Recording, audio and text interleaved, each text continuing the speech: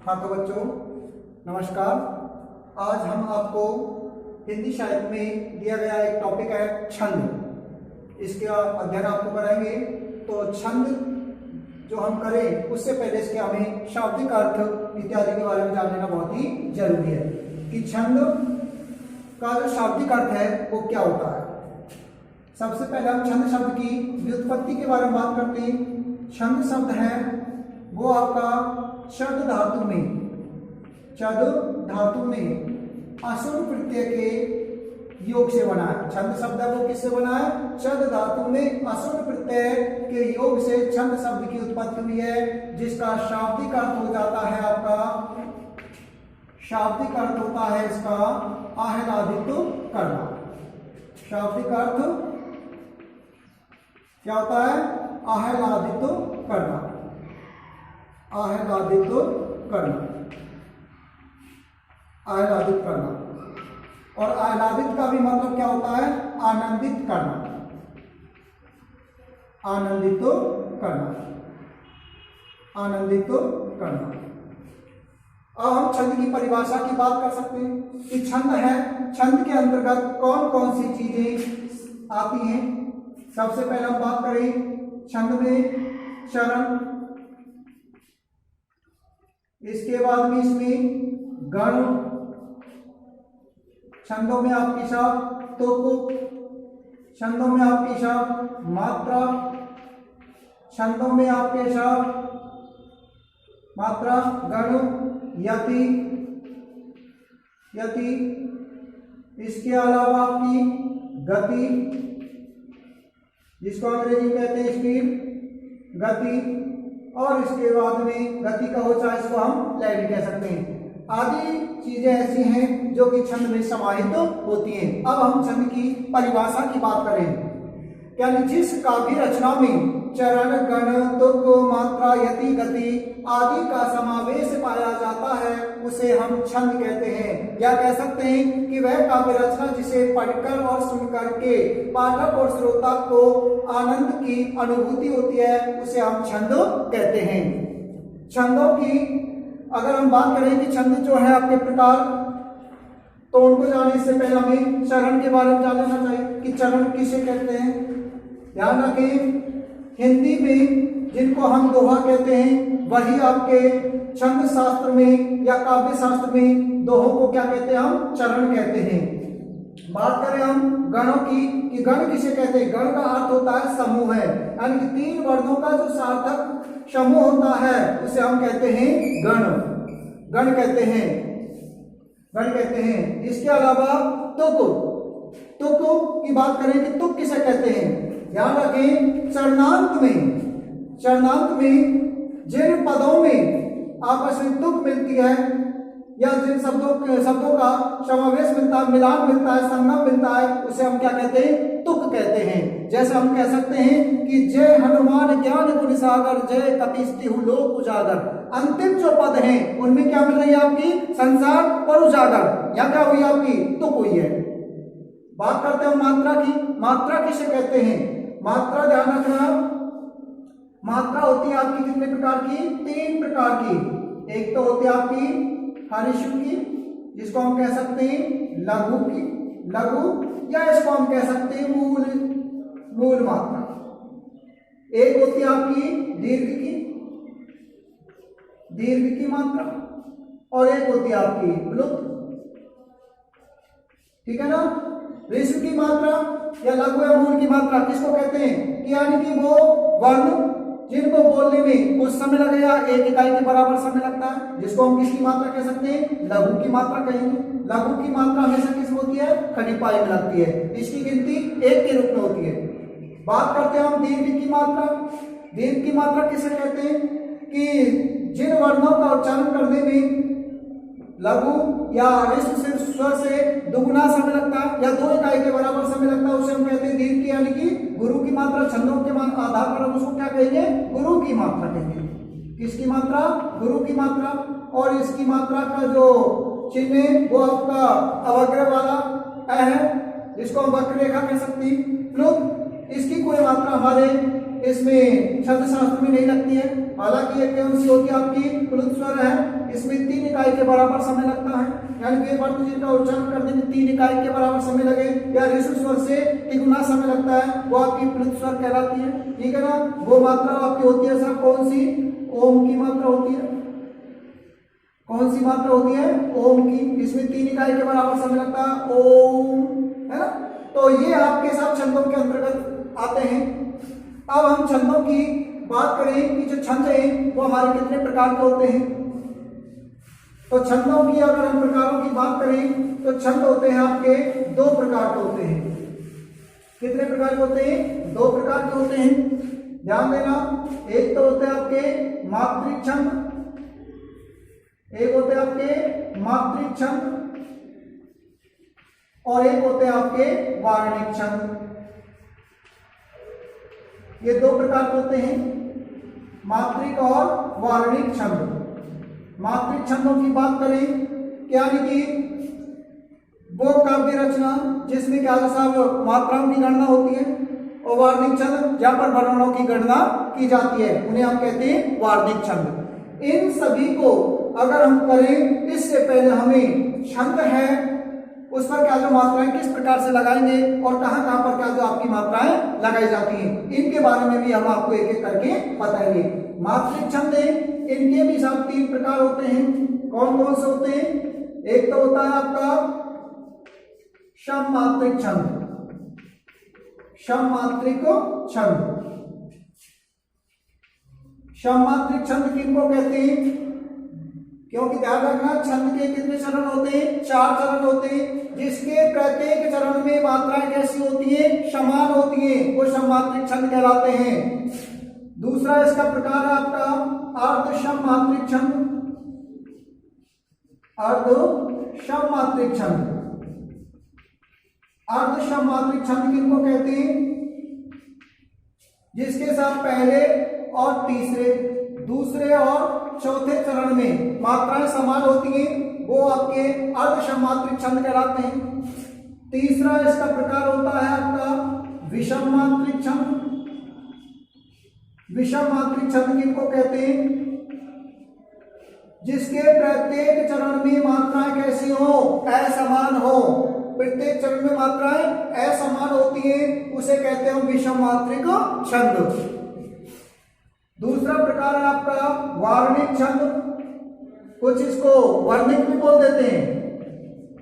वर्णिक इस तरीका से ये गलत होता है आपका, वर्णिक नहीं होता है, वार्णिक होता है, क्योंकि इसमें एक प्रत्यय लगा हुआ है, यानी कि वर्ण धन में एक, इनके योग से बना है और आपका बनेगा क्या?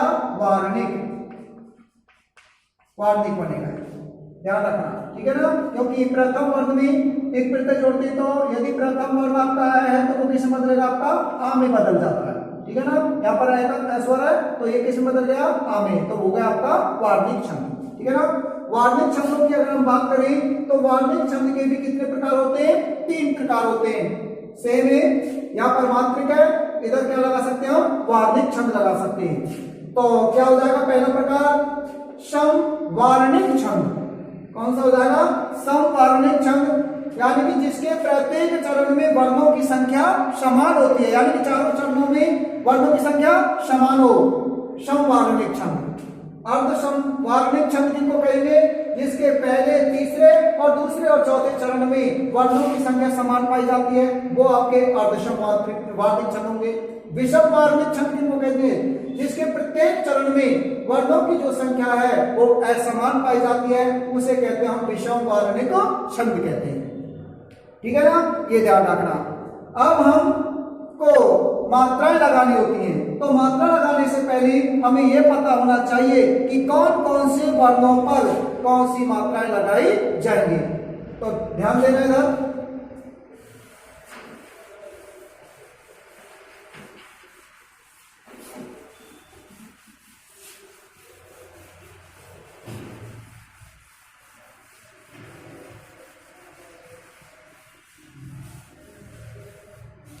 अब हमें किसके बारे में ध्यान देना है? महत्वपूर्ण तथ्य, ये लिख देना, हेडिंग डालेंगे। शब्द की परिभाषा, ये आपको हमने बता दी थी कि जिस काव्य रचना में गण, यति, गति, लय, मात्रा आदि का समावेश पाया जाता है वो उसे हम छंद कहते हैं। अगर हम छंदों की बात करें कि छंद के जो आदि प्रवर्तक हैं वो कौन माने जाते हैं? आपके ब्रह्मा जी माने जाते हैं। कौन माने जाते हैं?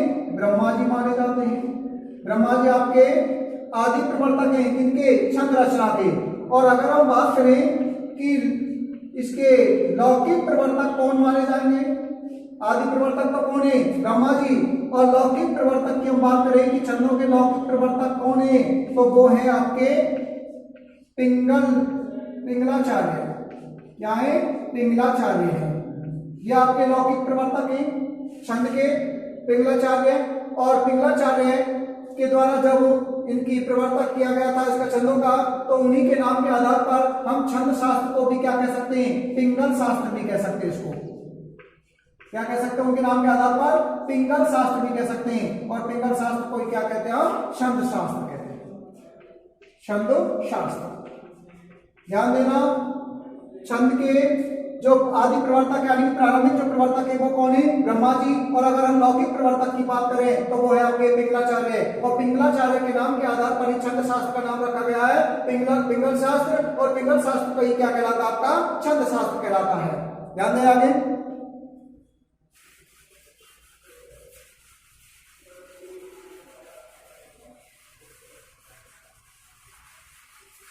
हाँ, तो हम महत्वपूर्ण तथ्यों की बात कर रहे थे, तो सबसे पहले हम बात कर लेते हैं मात्रा की। ध्यान देना, छंद शास्त्र का सबसे पहला बिंदु हम मात्रा का लेते हैं, क्योंकि मात्राओं के आधार पर ही हम ये पता लगा सकते हैं कि इस काव्य रचना में या इस उदाहरण में कौन सा आपका छंद होगा।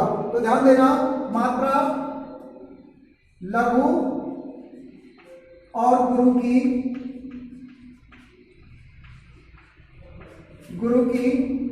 होती हैं। लघु और गुरु की होती हैं।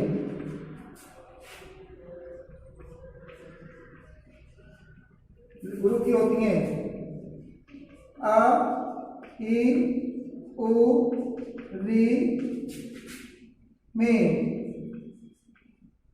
लघु की मात्रा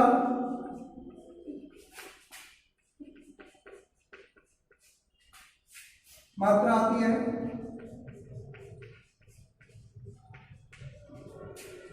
जबकि आ, ई, उ, ए, आई, ओ, औ अनुस्वार, विसर्ग आदि में गुरु की मात्रा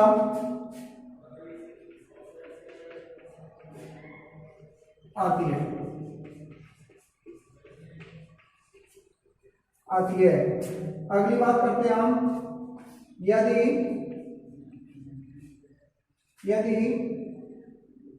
शब्द की शुरुआत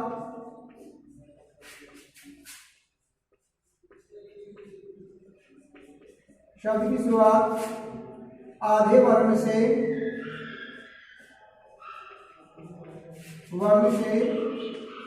हो तो उसके बाद वाले वर्ण पर कोई प्रभाव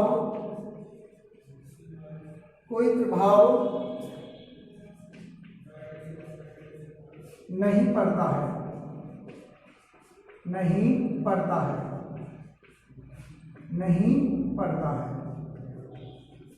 जैसे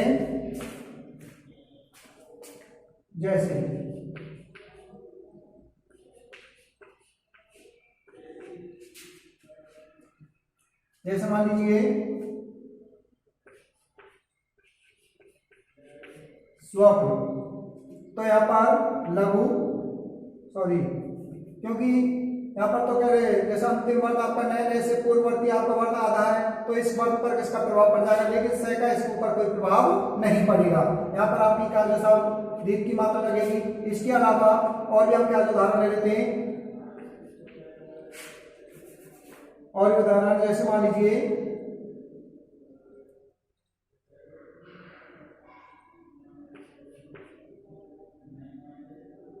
जैसे उदाहरण के लिए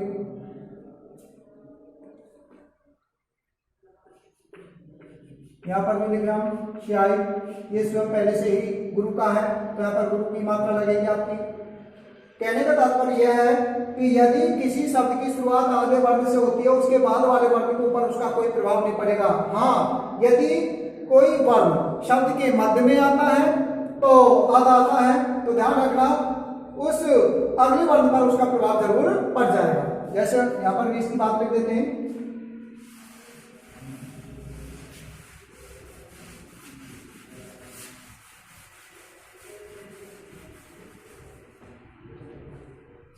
आगे हम बात कर रहे हैं, यदि शब्द के मध्य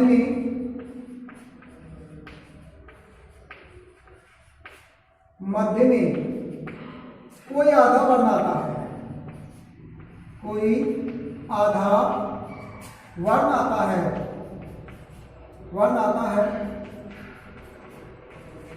आता है तो उसका प्रभाव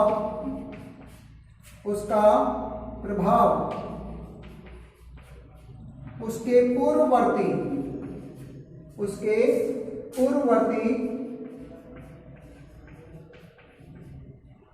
वर्ण पर पड़ता है। जैसे उदाहरण के लिए जश्न, हमने एक शब्द लिखा जश्न, इनके मध्य में श आपका आधा है, तो इसका प्रभाव किस पर पड़ेगा, उससे पूर्ववर्ती वर्ण पर पड़ेगा। तो ये किसका हो जाएगा, गुरु का, और ये होगा आपका लघु का। इस तरह से अगर मध्य में कोई वर्ण आता है तो उसका पूर्ववर्ती वर्ण पर प्रभाव पड़ता है, वो गुरु लघु से गुरु का हो जाता है। यदि वो पहले से गुरु में है तो कोई प्रभाव नहीं, कोई बात ही नहीं है। लेकिन लघु जो आधा वर्ण होता है उसका प्रभाव पहले वाले वर्ण पर जरूर पड़ेगा। ये मात्रा की बात थी। ध्यान रहे, अनुस्वार है वो हिंदी भाषा की सबसे तीव्रतम ध्वनि है। अनुस्वार हमेशा गुरु का होता है। विसर्ग है जिसका प्रयोग कहाँ होता है, शब्द के मध्य में होता है या अंत में होता है, तो उसमें भी अपने पूर्ववर्ती वर्ण पर क्या डालता है, पराघात डालता है, प्रभाव डालता है, तो वह भी वर्ण किसका हो जाता है, गुरु का हो जाता है। तो ध्यान रखिए, मात्राएं लघु की और गुरु की होती है। लघु की मात्रा खड़ी पाई और गुरु की जो मात्रा है वो आपकी वक्र रेखा में होती है। तो गुरु की मात्रा की गणना हम 2 के रूप में करते हैं। ठीक है, तो छंदों के बारे में इससे जो पूरी जो डिटेल है वो हम और आगे आपको अगले वीडियो भेजेंगे।